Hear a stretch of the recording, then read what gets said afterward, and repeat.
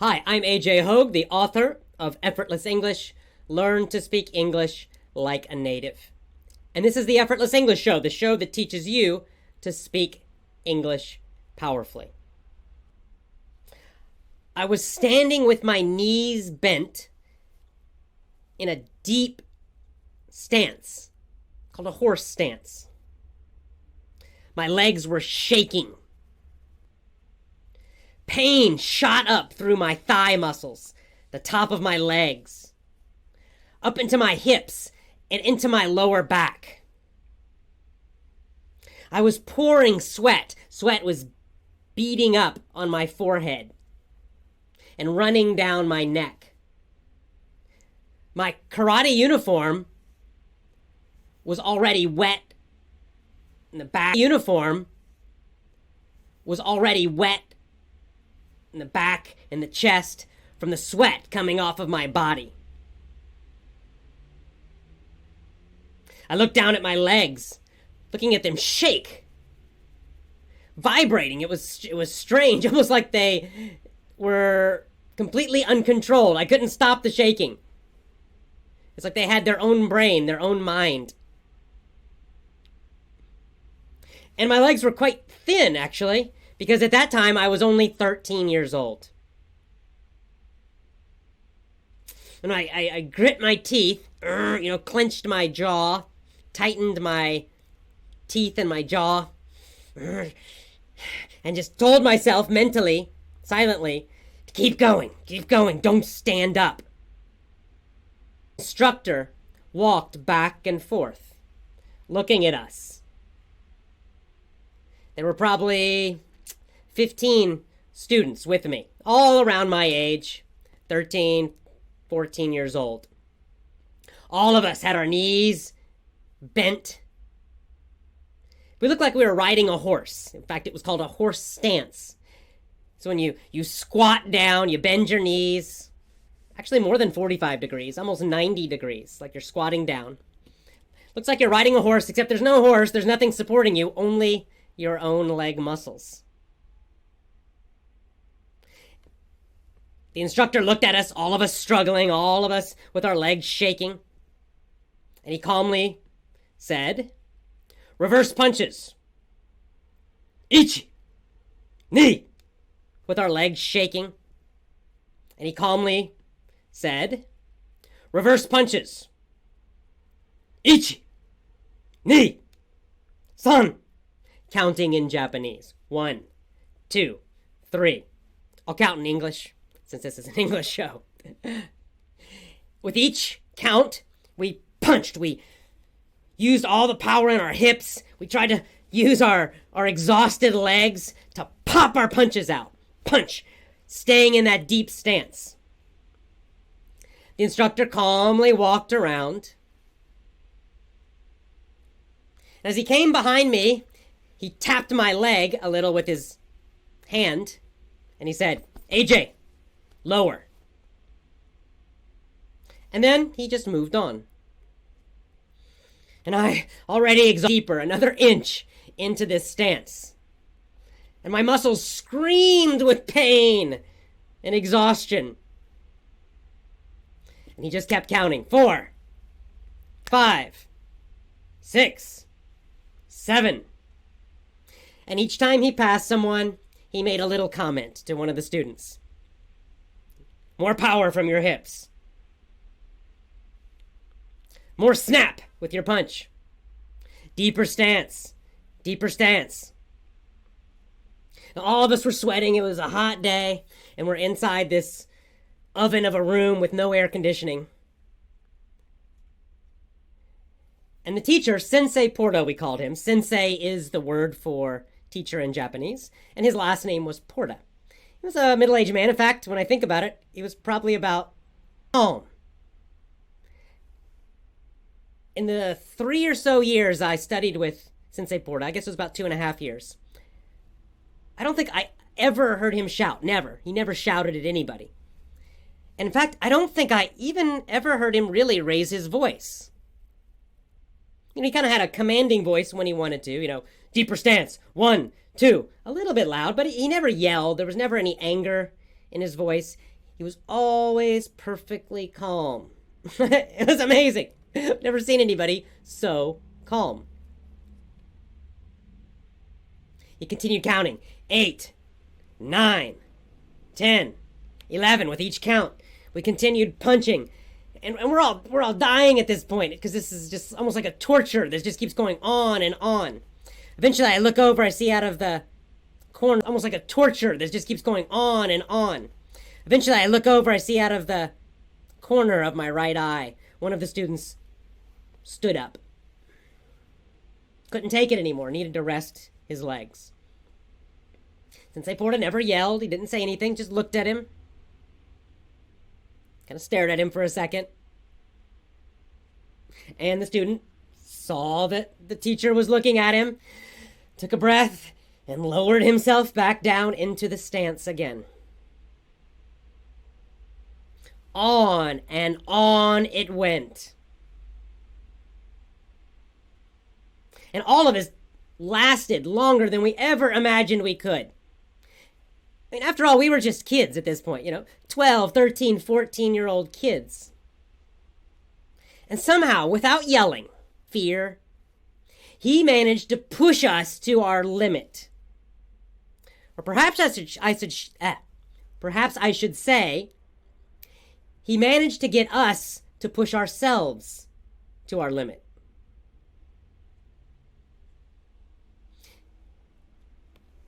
The reason I'm talking about Sensei Porta right now is that last week on Twitter and Facebook, I asked for suggestions for today's show, for a topic. I couldn't think of a topic I wanted to talk about, so I asked for suggestions. There were many, many good suggestions. But one of them caught my attention, and it was from someone on Facebook that said, AJ, talk about one of your teachers that inspired you. Maybe when you were younger. And I thought about it, and I thought about it, and I thought about it. And sadly, I couldn't really think of any teachers from school that truly inspired me. Not really. And so I was about to ignore that suggestion and look at some of the other ones and try something else. And then I remembered Sensei Porta, and I remembered this moment especially. We'll come back to Sensei Porta in a minute. Let me go to Twitter, in fact, and answer a few questions. And when I come back, I'll talk about how you can find the best teacher, the best coach for you. What should you look for when you look for a school? I know you're using Effortless English, and that's great. Hopefully you like my lessons, you like my style. But I know also that many people in the audience, many listeners, many members, Sensei Porta and his example can help you find the very best teachers in life. Not just with English, but in all areas of life, whenever you're looking for a teacher or a school. But first, Twitter. All right, our first Twitter question comes from ShuCTP. And she asks, what specific steps do I need to follow? She's a teacher, to help teach my students with the Effortless English method. That's a very complicated and kind of long answer. 1 second, let me, a little water. Excuse me. In fact, I did a full teacher training course a couple years ago. And it was, I think it was about 2 months long. So to really train a teacher, it requires a good amount of time. So I can't give you a full deep answer to this question, but I can give you a few suggestions, quick suggestions.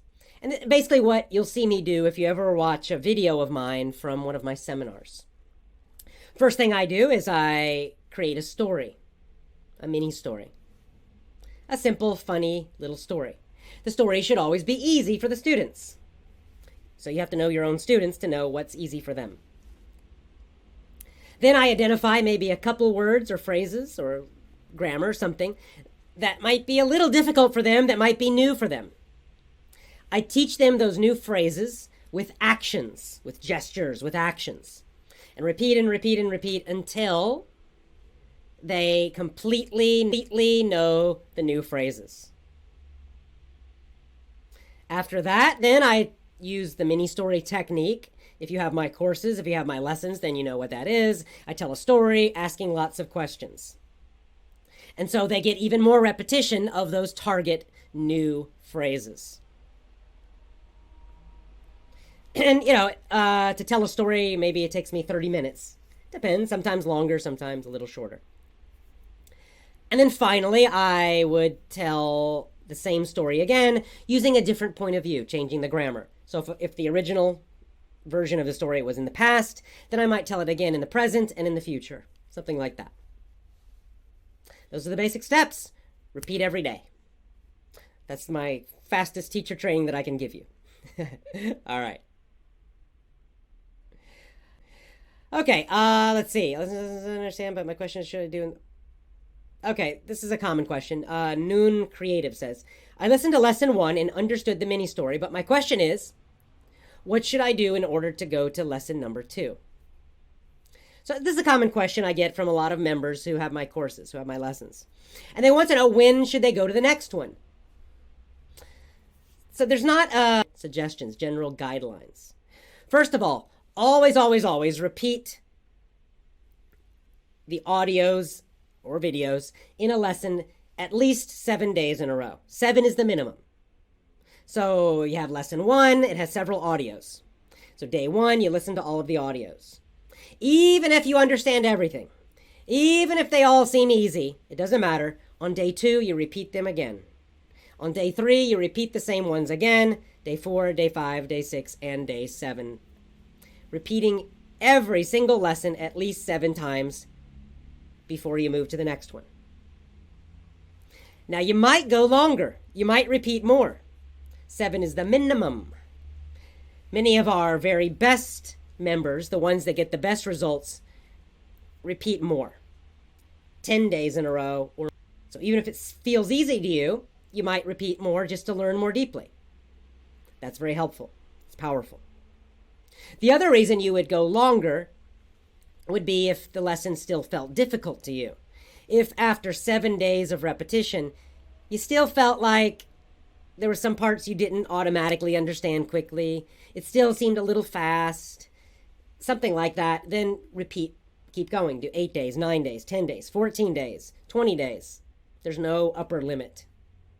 The only upper limit is if you really start getting completely sick of the lesson and getting bored, then you could go to the next one. And then you could even still come back and review that first one again at a later time. So that's my best suggestion for when you go forward. At least 7 days. More is even better. All right, 7 days. More is even better. All right, back to Sensei Porta, my inspiring teacher from my youth. So another reason I thought of talking about Sensei Porta was that last week I talked about the movie Whiplash. Interesting movie. It's got sort of the opposite of Sensei Porta in that movie, a drumming teacher, a music teacher, who was just super tough and horrible and really negative and mean and cruel. And I think a lot of people watch that movie, and, well, some people watch that movie and think, that guy's terrible. Thank God I don't have a teacher like that. But I know some people watch that movie and they think, maybe if I had a teacher like the guy in Whiplash, someone who was mean and pushed me, maybe I would get better results. Maybe that's true, but in my life, after observing many teachers, after being a teacher myself for, God, so many years, 15, almost 20 years maybe, I don't think so. I don't think the Whiplash type of teacher, that kind of army style of yelling at students and making them afraid and trying to find their weaknesses and trying to break them, it's not the best method of teaching or coaching. In fact, that method only works, I think, in one situation, and that is a military type of situation. And in that kind of situation, what is the teacher trying to do? The teacher's trying to get rid of the weak people and only to find the very strongest. That's the Whiplash style. That's the military style of teaching. Get rid of everybody except the very top, the toughest and the strongest. That's not very useful for most people. It's not actually very effective for most situations either. You want to find a great coach. Let's just imagine you want to learn how to play music, play the guitar. I think the Sensei Porta style of coaching is the most effective. See, the thing is, that man was able to push a bunch of 13-year-old boys to their limit. He made us find our own self-discipline to keep going. Why did we do it? Because we wanted to please him. Because we respected him so much. He was such a calm guy, respectful, because he was so confident. We admired him. We wanted to be like him. And we also felt that he cared deeply about us. We could tell. Now, Sensei Porta, he didn't give many compliments. Almost never. He didn't insult us, but he also didn't compliment as much. He wasn't always saying, good job, good job, good job. Not his style. But here's the thing. Because he almost never did it, when he did, it really meant a lot. If he said, good job, good punch, good kick, something like that, wow, you got really excited. You tried not to show it, but, you always would feel inside like your heart would beat a little faster, a little smile would get on your face. Oh, he said I was good today. That's great. I think those are the best kinds of teachers and coaches, the ones you love, the ones you want to impress, because I think those are the best kinds of teachers and coaches, the ones you love, the ones you want to impress because you respect them so much and you love them so much and you feel that they respect you. They're the ones that get the most from you. There are different kinds, some of them do say, good job, they praise more, they compliment more. Others, like Sensei Porta, not so much. But there's always, at heart, a deep respect that you feel for them, and you know that they also feel it for you. They show it. So how does this help you? Well, let's say you're looking for a conversation partner, something as simple as a partner to practice your English with. Yeah, someone you want to meet with online or in person and just chat with. Just practice speaking English just for fun. Where they have lots of conversation partners in many different languages. And you're going to find lots and lots of people there who speak English, who are native English speakers, and you can pay them to chat with you. Or I think you can sometimes even do an exchange, so you don't have to pay money. You talk to them in your language if they want to learn your language, and vice versa. So anyway, it's very important the kind of person that you choose for this situation. Very important. I mean, in the worst possible situation, I think you might get somebody like the Whiplash guy, who's going to correct every single mistake you make, who's going to make you feel terrible and stupid and embarrassed. That would be the worst situation. Unlikely, I think, but still possible. You can imagine what might happen to you if you got someone like that. For most people, someone like that would destroy their confidence. I mean, here you are at Effortless English trying to rebuild your confidence after years in school. The last thing you want is a conversation partner who makes you feel embarrassed or stupid or foolish. More likely would be somebody who just doesn't care very much. Maybe they have kind of low energy. They talk to you, but they don't make much effort. They don't inspire you very much. They don't give you much motivation. They don't encourage you very much. Just kind of so-so. That's the normal thing. And it's the same if you were trying to find a conversation partner or a tutor in your own town, face-to-face. Again, most are just kind of so-so. If you actually looked for classes or schools, yeah, the vast majority, unfortunately, mediocre. Meaning not good, maybe not terrible, just kind of If you've ever been to an English class or English schools, you know what mediocre means. So. Again, why waste your money on that? You're in most cases, you're probably going to be paying some kind of money to be chatting with someone or to be attending some kind of class or course. So to do it with somebody who just gives you no energy, who doesn't motivate you, who doesn't encourage you, doesn't make you feel more excited, more confident about your English, who doesn't seem to care that much, and therefore you don't really respect them that much, you're going to get poor results. You're going to have a very poor experience with that kind of tutor or conversation partner or coach or teacher. So what are you looking for? You're looking for that Sensei Porta kind of person. What are the characteristics? How can you find out? How do you know if they're that kind of person or not? Well, let me give you a few traits, a few things to look for. Number one, energy. Energy, enthusiasm. Now, it doesn't mean they have to be crazy like me and yelling and go. That's my style, it's fine. But all people are not like that. Sensei Porta was not like that. As I said, he didn't praise people all the time. I usually praise a lot. He certainly didn't run around and jump around and go crazy like I do. But yet, he still had energy, right? It was a little bit of a quieter energy, but it was there. He had a kind of a power, an energy. You could feel it.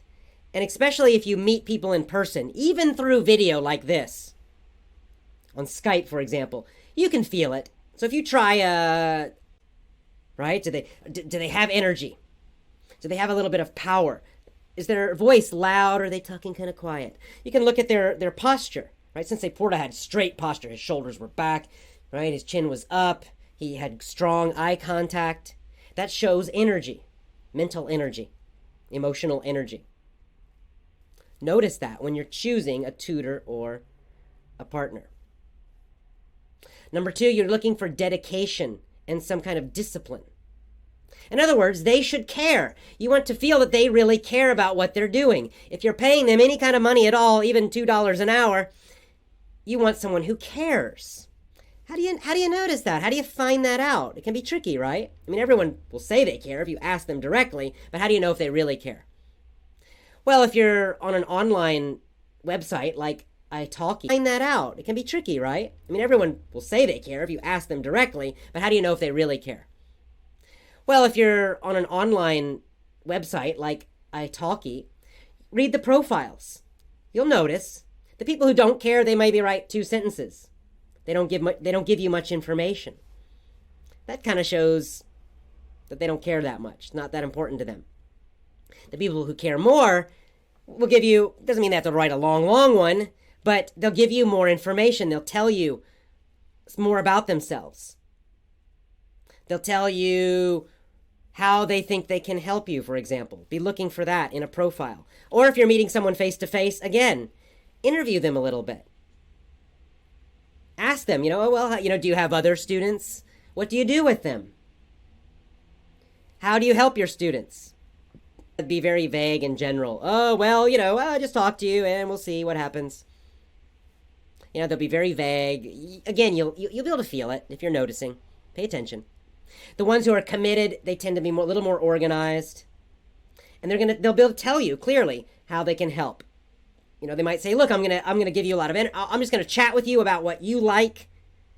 But I'm happy to change. If you want to talk about business, we can talk about that. If you want to bring topics, then we can talk about your topics. If you prefer, I could bring articles or things or suggested topics, right? They're going to talk to you and try to find out what you want, and they're going to try to be helpful to you. That's how you know if they're actually dedicated, right? We loved Sensei Porta because even though he made us work really hard, we knew that he was trying to help us be the best. He was trying to help us get better, to reach our own goals. I mean, we were all there taking karate for our own reasons. Some of us, wanted to do it for sport. Some of us were being bullied or had been bullied, and we wanted to be able to defend ourselves.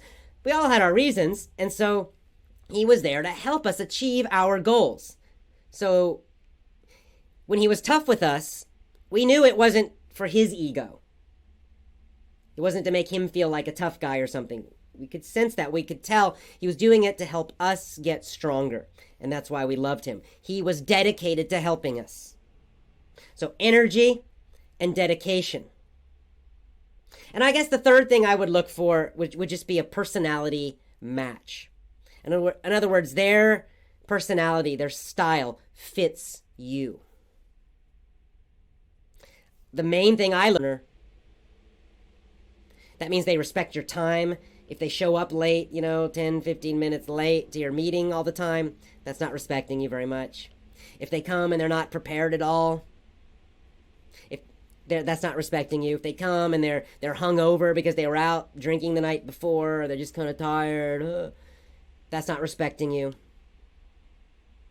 If they treat you like you're foolish because you don't speak English well, that's not respectful either. So look for that as well. So look for those three things whenever you look for a coach, a conversation partner, anybody that you'll be working with. And, this goes beyond English, too. If you were going to learn to play the guitar, it would be the same three things I would recommend for a guitar teacher. Same for sports. Doesn't matter. All right, let's take a few more Twitter questions. It would be the same three things I would recommend for a guitar teacher. Same for sports. Doesn't matter. All right, let's take a few more Twitter questions, and then I'll give you a little news, tell you about what I'm doing, what's happening in Effortless English. I've got a new publication. My book was published in a new version, and I'll talk to you about that after Twitter. Back to Twitter. All right. Okay, this is about an idiom. 92 Bakery asks, I want to know the meaning of the idiom, sweep her. They're saying, my teacher taught me the idiom, sweep her on her feet. And I want to know the meaning, and can I say, I will sweep you on your feet? Relax, I just want to make sure you use it correctly. So the correct way to say that is actually sweep her off her feet. Off her feet, not on her feet. And when you sweep, we usually use this for women. When you say you sweep a woman off her feet, it means you're super romantic. It means you make her fall in love with you. Oh, so sweet. This may be, in one of my old Hitch lessons I did about a movie lesson about the movie Hitch, I actually taught this phrase, sweep her off her feet, because it's in the movie. It's in the beginning of the movie. So if a man sweeps her off her feet, he sweeps her off her feet, what does he do? It means he does something super romantic, and it makes her feel love for him. So can you use it in the future? I will sweep her off her feet. I will sweep you off your feet. Definitely you can use it for the future. So this might be something, if you're really a confident guy, you could go up to a girl and say, I will sweep you off your feet. Now, after you say that, do something romantic. Follow it up. Don't just say it and then don't do anything. She'll be expecting something amazing if you say that. I will sweep you off your feet. So maybe not that moment, but sometime during that week, do something cool, do something romantic. I don't know, buy her a bunch of roses or do something even more creative. But it's usually it's a kind of a creative romantic gesture, a creative romantic action. That's how you sweep a girl off her feet, usually. Now, if you're really good with words, some guys can sweep a woman off her feet simply by using romantic words. So good luck with that, 92 Bakery. Come back to us, Bakery. Come back to us and tell us on Twitter if it worked. All right. Okay, let's see. A few people just saying, oh, thank you so much. Thank you for your teaching. Well, thank you. There's this great thing that happens with teachers like Sensei Porta, these wonderful teachers, and their students. I saw it at that young age when I was 13 years old, and I now see it in Effortless English in my own life. And that is this. When the teacher is, or even tries to be, inspiring and caring and respectful, they attract students who are similar, who are also inspiring, who are wonderful, who are helpful, who are respectful, who are just great people. Who are helpful, who are respectful, who are just great people. Sensei Porta's school was filled with those kind of people. I mean, it's one of the best experiences I've ever had in my life. Learning karate, if we want to pronounce it in the Japanese way, karate, with Sensei Porta. Not only was he a great man, his senior students, his kind of assistant instructors were also just amazing people. And everybody in that school, all the other students, the adult students and the young students, the kids, I don't know, it's because he attracted those kind of people. And then those kind of people all working together, I know, inspired him. I know he enjoyed and loved teaching because he had those wonderful students. And it's the same way I feel. You know, I try to be inspiring. I try to do my best. I care about you.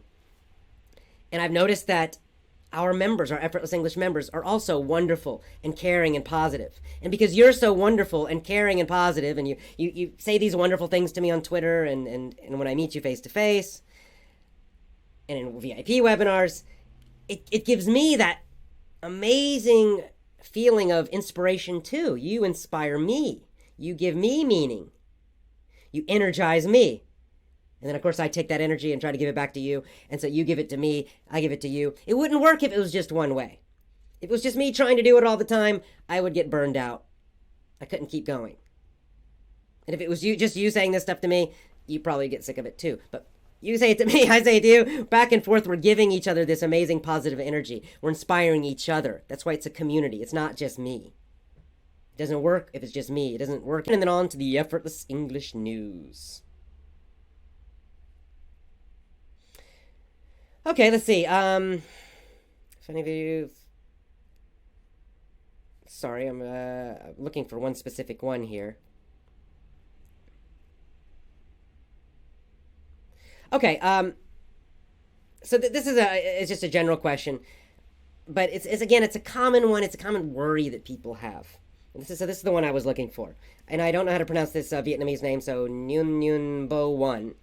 But it says, AJ, I've been listening for many months, but I feel like I still am not able to speak completely fluently. Please give me your advice. Now, the numbers that I get in these kind of questions change. I've been listening for 3 months. I've been listening for 6 months. I've been listening for 9 months. I've been listening.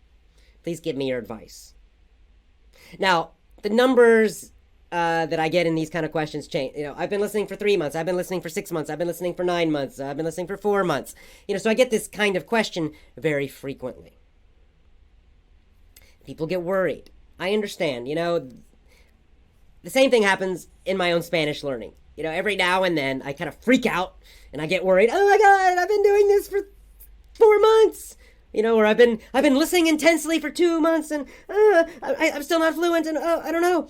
It's normal. I freak out about it too. We all do, right? I think the reason we do is because, well, first of all, we have a vision of perfection in our mind.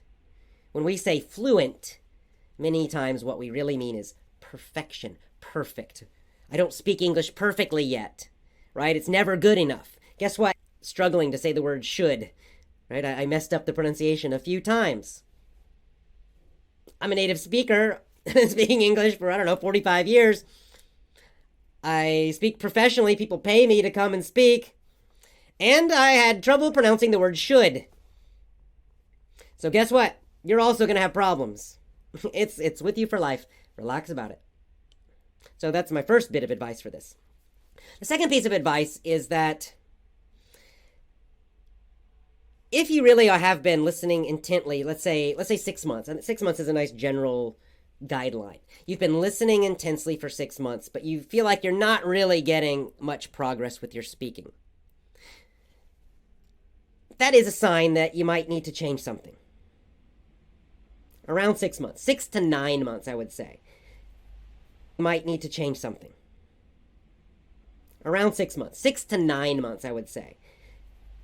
So this particular person said 9 months. So that is a sign. 9 months of listening and using the system and feels like, well, not speaking fluently. I don't know what fluently means to this person, so it depends. But let's just say you feel like you're not making a lot of progress.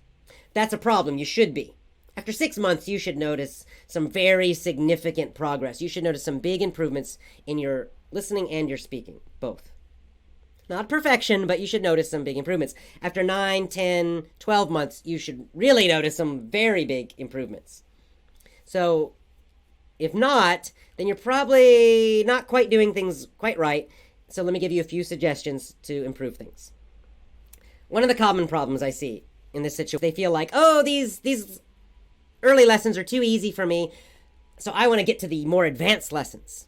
So maybe they only spend 4, 5, 6 days on the beginning lessons and then rush and go to the next one and the next one and the next one. They're not learning deeply. They think that they need advanced vocabulary to achieve fluency. That's not correct. Quite the opposite. What you need is tons, lots and lots of repetition, especially of the easy stuff, the most common. What is easy anyway? Easy just means most common. That's all. One word is really not easier than another. One word might be a little more difficult to pronounce if it's longer or has some strange sounds. But in terms of just fluency, and one word is not more difficult than another. It's just how much you hear it. The reason one word starts feeling much easier is because you're hearing it more, you're getting more repetition. It's a more common word. People use it more frequently. And the reason another word might feel more difficult is because you don't hear it as much because it's less common. So for fluency, just for speaking, not understanding, just speaking, you don't need those uncommon words very much. You need to totally master the common words. Totally mastering those common words, 3,000, 4,000, 5,000 words of English, something like that. Totally mastering them will give you fantastic fluency. But to get that, you have to repeat them hundreds or thousands of times. So that means go more slowly, repeat more. Even if a lesson seems super easy to you, repeat it at least 7 times. And as I said, our best members usually repeat 14 days or more. Now, it doesn't mean that's all you can also be reading books and audiobooks, and you can do other stuff too, but every day at least repeat that lesson again and again and again 14 times or more. So, if you're not noticing the progress you want in your speaking, repeat more and listen to easier stuff, not more difficult stuff. Right? That's the key. If your speaking's not improving, you want to go back. You want to go to easier listening, not more difficult. I know a lot of people think they need to do the opposite. My speaking's not improving, so I need to listen to more difficult stuff. No. That's the wrong direction to go. If your speaking's not getting better, easier. Go back. Take a step back. Take 2 steps back to easier material, easier audios. So easier audios and repeat them more often. That is what will help your speaking. And finally, as a third little thing that you could do maybe 10-15 minutes of pronunciation practice each day, which I've discussed in other shows and I will again in the future. So that's the other thing you could also do. But the most important things, easy listening, easier, and more repetition. So more repetition, easier listening, a little bit of pronunciation practice. That's it. That's what you do if you feel like your progress isn't improving in speaking. All right, Effortless English news time. What's going on in the world of Effortless English and Learn Real English and all that? Well, first of all, I mentioned that I have a new publication. It's actually my same book, Effortless English, but we have a new translation of the book, a new version in a new language, the Spanish version. So, if you understand me right now speaking, you don't need the Spanish version if you're a Spanish speaker, right? Read the English version, get the English audiobook version. However, of English can learn about the system. So if you're a Spanish speaker and you have friends or family that you think would benefit from the Effortless English method, but they're a little bit lower level, so they can't really read my book in English, or they don't want to, they're scared to, then suggest the Spanish version of the book, which is just Inglés sin esfuerzo. Inglés sin esfuerzo. English without effort is what that translates to. Inglés sin esfuerzo. Where can you find it? On Amazon. So you can find it on any of the Amazon sites, actually. So including Amazon. ES?